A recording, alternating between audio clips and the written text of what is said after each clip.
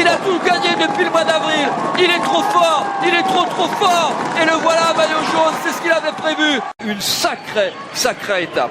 T'as un petit bidon, mon pépère? Ouais. Allez. Ça va? Non. Bon, c'est comme ça qu'on est le mieux.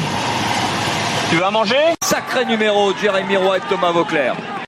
Ça va partir, ça va être feu d'artifice dans les 4-5 derniers kilomètres. Et si Tonton et Tata sont devant l'écran, eh bien ils doivent vibrer parce que Tonton Tata, c'est les plus fidèles supporters de celui qui a suivi son papa sur les bords de route dès ses premières couches culottes. Il n'y a pas d'autre mot. Et parce qu'il faut être sprinter, puncher, il faut être capable de bien avaler les 3-4 petits coups de cul qui sont là. C'est pas étonnant. Qui est en train de s'étirer, c'est le grand essorage. Il est en train de perdre beaucoup de monde par l'arrière. Il est là, Romain Feuillu. Oui. Mais Voeckler n'a pas encore été revu par la tête du peloton qui fait un numéro extraordinaire. Thomas Voeckler, regardez.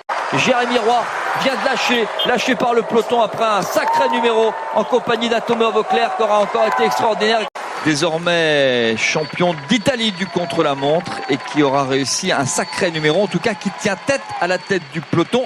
Il aura réussi un grand numéro, beaucoup de volonté, beaucoup d'enthousiasme et une énorme qualité de rouleur. Regardez ses cuisses d'ailleurs, comment elles sont impressionnantes.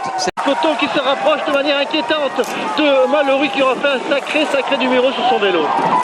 Mallory cale numéro 2, l'Italien. Chapeau monsieur Adriano Mallory, le Parmesan a fait un sacré numéro. Il y a du soleil de nouveau et l'équipe HTC avec David Millar, l'Écossais, c'est un temps à mettre un David Millar dehors aujourd'hui ici sur Lisieux. Où est Cavendish? Aperçoit Tony Martin. Et il résiste l'ingénieur Jérémy Roy, titulaire d'un bac S, ça peut vous donner des idées avec mention assez bien s'il vous plaît. Et lui qui est désormais ingénieur, il a fait l'Institut National des Sciences Appliquées à Rennes.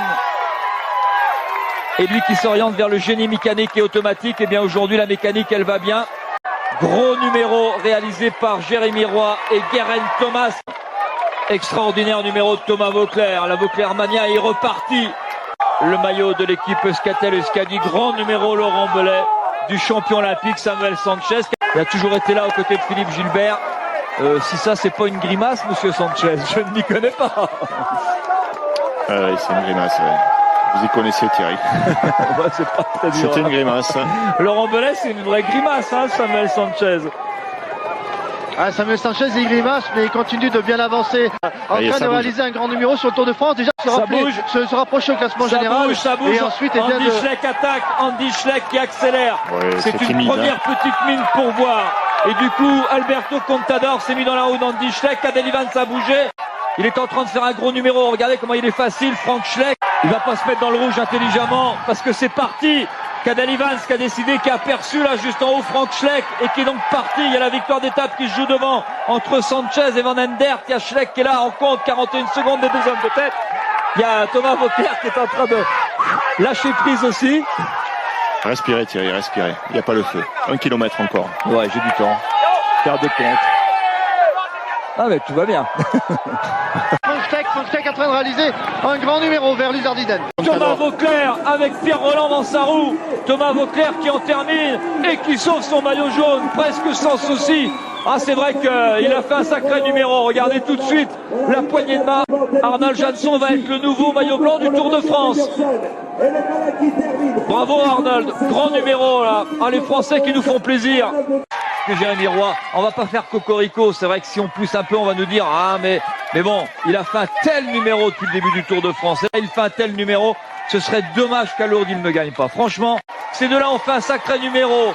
Il a fait un sacré numéro, formidable numéro de Sandy Cazard. Et là Sandy Cazard, il fait un numéro parce qu'il était dans l'échappée du jour. Il fait un sacré numéro. Alors hier, c'est Jérémy Roy qui a fait un sacré numéro avec le maillot de la FDJ.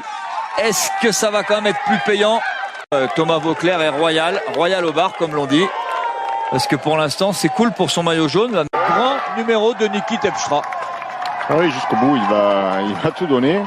Il est parti dans un numéro improbable. Contador, Cadel Evans, Samuel Sanchez qui font un sacré numéro. Et c'est que le col de Mans, classé en deuxième catégorie. Le message est fort, sous la pluie. Et Thomas Voeckler qui fait un gros numéro dans cette descente. Miraël Ignatieff qui aura fait un sacré numéro. Alors que là, le grand numéro qui va sans doute payer parce qu'on va déclencher les chronomètres, bien sûr. Et Thomas Voeckler qui fait un sacré numéro quand même, hein. Il a lâché tout le monde. L'intelligence de Cadel Evans, le coureur australien, qui est en train d'abord de faire un grand numéro. Thierry, si on doit prendre des risques... Oh là là là là, il y va, il est tombé Jonathan Hiver. Oui. Il y va Jonathan Hiver, Laurent Belay. Ah, il vient de tomber, oui c'est vrai, mais la moto s'est légèrement déportée aussi. On suivait, la descente est véritablement dangereuse. Il remonte tout son Jonathan. Il prenait des risques, il avait failli manquer un virage tout à l'heure, il avait déchaussé. Et Jonathan Hiver qui... Quasiment jusqu'au bout, puisque voilà. Jonathan Hiver est dans la cour. Jonathan Hiver est dans la cour, il est passé où? Ah, il est passé à droite, il a raté son virage là. Ah, il a encore déchaussé, il est allé tout droit. Oh là là là là là là, oh là là là là là là, quelle image! Quelle image de Jonathan Hiver! Oh, Laurent Belay, vite fait, deux fois. Voilà, regardez, on va le revoir, c'est le même endroit. Oh là là là là là là là là, mais comment il s'arrête? C'est un petit miracle, mais il va perdre du temps. Mais ouais, c'est un miracle, c'est un miracle. Il était à l'attaque dans la descente. Je le regardais sur l'écran de secours, Thomas Voeckler, il était à l'attaque. Dommage là, vraiment, parce que il a pris des risques, mais devant, et je pense qu'il est toujours devant. Je sais pas comment il s'arrête, hein. Je sais pas, franchement, je sais pas comment il fait. Avec les freins, non mais il était avec les freins. Non mais les chambres, non mais c'est vrai, on a vu la roue arrière, elle a dérapé un peu. Ça c'est ceux qui ont essayé de sortir, qui ont fait un gros numéro aussi, hein. Nicolas Roche. Et voilà le numéro, Urtasun Perez lâché, rattrapé par Andy Schleck qui est en train de faire un sacré numéro. Il a quasiment 2 minutes d'avance sur la tête du peloton maillot jaune. Sacré montée, sacré numéro. La vallée, Briançon, Jean-Paul Olivier. Oui, nous avons vu la cité Vauban, le fort du château. La ville a gardé l'aspect qu'elle avait sous Louis XIV. Et Maxime Inglinski dans son numéro en solo. Ah, bien compliqué quand même, parce que c'est pas simple. Mais bon, gros numéro.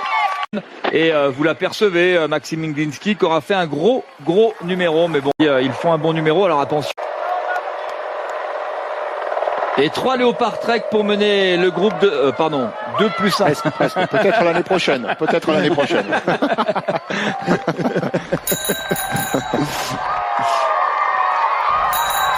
Ah, lui, il s'entraîne pour... C'était pas Luc Alphand, non? Non, bah, je l'ai vu ce matin, il a fait du vélo ce matin, il a été roulé, il est drôlement bien, hein, bien posé sur son vélo. À 30 km de l'arrivée, toujours les mêmes pour mener, mais dans la bagarre à distance entre un léopard déguisé en quick-step et 2 léopards, eh bien, avec un Euskaltel et un Saxo Bank, eh bien, pour l'instant, le bras de fer, il est en faveur des 5 de devant. Énorme numéro, et là, on commence à voir les camping-cars. Ah, il fait un numéro, hein. Il fait un numéro, Andy Schleck, 3,52. Et le show Andy Schleck. Un bon rouleur, mais là, il fait un numéro. 4 minutes d'avance sur ses principaux adversaires. Alors discuter, en effet, c'était Daniel Navarro qui emmenait ce groupe. Daniel Navarro, une première fois distancé, qui est revenu. Et ça ne roulait vraiment pas du tout dans ce groupe, on ne s'entendait pas. Attention, parce que Cadel Evans fait un numéro maintenant dans le Galibier. C'est Hubert Dupont, super aussi, Hubert qui fait un très grand numéro. Accroche-toi, bonhomme, accroche-toi maintenant. Mais il va s'accrocher. La France entière, bonhomme. La France entière est là, derrière toi. Voeckler, héroïque Thomas Voeckler, extraordinaire bonhomme, extraordinaire étape du Galibier. Andy a fait un numéro, mais alors, comme on en voit peu aujourd'hui. C'est parti, alors là, on est parti sans doute pour une drôle d'étape, une sacrée étape, une vraie grande étape, digne de ce Tour de France 2011, absolument épatant. L'héroïque Thomas Voeckler, c'est parti pour une sacrée étape. Regardez, à ce moment-là, Alberto Contador était parti avec les frères Schleck. Il a regardé, il a jaugé, et regardez l'impressionnante remontée du maillot jaune. Thomas Voeckler en patron, ça nous rappelle des grandes remontées, hein. Ça nous rappelle un Lance Armstrong par exemple. A dynamité, le mot n'est pas trop fort, il a dynamité le peloton, il y en a partout. Ivan Basso est environ à une centaine de mètres de Thomas Voeckler qui est à la peine, qui essaye de se relancer. Mais vraiment Thomas Voeckler dans une période vraiment très délicate. Il perd les pédales un peu, Thomas. Là. Il est un peu à bloc, il crie après ses coéquipiers pour leur demander de ralentir. Ça va trop vite, mais bon, ils essaient de le ramener vers l'avant. C'est normal, et quand on est leader et que l'on sent comme ça que les favoris s'échappent devant. C'est une sacrée étape avec un sacré numéro d'Alberto Contador. Christophe Riblon ici qui fait un sacré numéro, le Beauvaisien. Et c'est reparti, nouvelle attaque d'Alberto Contador sur l'Alpe d'Huez. Reiderich dans le crack, Pierre Rolland, comme l'avait dit Laurent Jalabert, le suit. Pierre Rolland qui serre les dents, il est encore là. Et Andy Schleck juste en dessous. Allez, il y a une centaine de mètres d'écart. Je ne sais pas si nos motos ont réussi à doubler le peloton, c'était pas facile. Alberto Contador, Pierre Rolland en tête dans l'Alpe d'Huez, 11 km 900, c'est énorme encore. N'oubliez pas de respirer, 12 km, ça va être long. Ça va être long. N'oubliez pas de respirer un petit peu. Mais on est obligé d'être passionné. Comment voulez-vous pas être emporté par ce Tour de France, par ce côté humain, ce visage humain du Tour de France? Et il n'y a que les grincheux qui disent le contraire aujourd'hui. Andy Schleck, Cadel Evans, lancé à la poursuite d'Alberto Contador. Mais c'est pas très important. C'est la victoire d'étape tant qu'il n'est pas parti pour un énorme numéro. Fallait-il à ce moment-là rester serein, rester avec ses équipiers et attendre pour faire une meilleure montée de l'Alpe. Oh le numéro d'Alberto Contador et de Pierre Rolland qui peut-être en passe d'aller chercher le maillot blanc de meilleur jeune. Oui. S'il veut s'y hisser sur le podium, il faut vraiment aujourd'hui faire un grand numéro.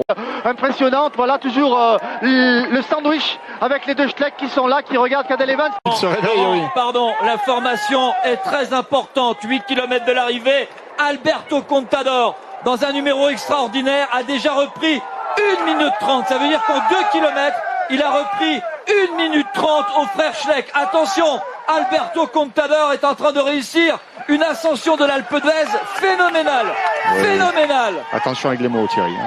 Il y a des gens qui sont là avec des chronomètres, des pseudo-scientifiques qui manqueront pas de nous décrire l'ascension de Contador. Moi, je le trouve pas si impressionnant. J'ai vu des coureurs grimper beaucoup plus vite. En revanche, derrière, on se regarde beaucoup. On va faire nous-mêmes. On va tout faire nous-mêmes. Et là, vraiment, il est en train de faire une sacrée montée, le maillot jaune. Une foule de Hollandais. Thomas Voeckler, vraiment, qui est en train de se relancer, même si, évidemment, il est en train de perdre son maillot jaune. L'année Voeckler, je sais pas ce qu'il a dit en passant, je sais pas ce qu'on lui a dit, mais peu importe. Il y a tellement de monde que de toute façon, il faut faire avec. Allez, Thomas. Oui, il y a des spectateurs bien intentionnés, mais bon, c'est pas les siens, les supporters. Oui, ben, ils étaient déjà très virulents hier soir, faut pas qu'ils se vexent.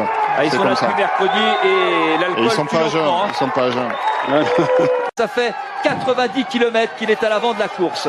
Et il est obligé de pousser des spectateurs, image incroyable, des stupides spectateurs ridicules en plus. À 22 secondes, Samuel Sanchez et l'extraordinaire Pierre Rolland. Faut dire que là, c'est passé fort, dommage. C'est dommage, il l'a raté. Une foule que fend Alberto Contador, ne les touchez pas, ça sert à rien ce que je dis là, mais bon, ça pourra vous servir à l'avenir. Mais c'est vrai qu'on a envie de mettre des claques, et je peux vous dire, pour avoir fait 8 ans sur la moto, que parfois, ça part facilement. Jean-Paul, vous avez fait la moto. Moi, j'en avais fait 20. Je peux vous dire aussi que l'Alpe d'Huez, c'était très très difficile. Oui, on a distribué quelques coups de savate. Des coups de rétroviseur aussi. Oui, exactement. En passant. Mais c'est pas fait exprès, ça. Quelle étape, quel Tour de France. Fantastique Pierre Rolland qui est parti à la conquête du maillot blanc de meilleur jeune, qui fait un numéro aussi encore là, le champion olympique, qui a été le grand bonhomme avec le Belge Van den Aert sur les Pyrénées. Il peut le faire. Allez mon petit Pierrot, faut y aller garçon. Très très beau Tour de France de Pierre Rolland, très beau Tour de France de cette équipe Europcar. Eh bien la voilà la première victoire française. On n'aurait jamais imaginé ça à l'Alpe d'Huez. Victoire française. Pierre Rolland qui s'impose. Chapeau, il a bien fait d'attaquer. Il a bien fait d'attaquer au pied de l'Alpe d'Huez parce qu'il est parti au pied de l'Alpe d'Huez. Quelle étape. S'il était un chiffre, il serait le 1. S'il était une voiture, il serait une Porsche. S'il était une couleur, il serait le bleu. Il a 3 sœurs. Elles doivent pleurer. C'est Stéphanie Françoise et Anne-Sophie. C'est Pierre Rolland, vainqueur de l'étape du jour, devant les 2 grands grimpeurs espagnols, Samuel Sanchez, grimpeur du Tour 2011, et Alberto Contador. Il est déjà suffisamment fort, il n'y a pas besoin d'avoir l'aide d'une moto pour... La poignée de main de Samuel Sanchez, voilà, c'est sympa parce que bon, à un moment il n'a pas collaboré.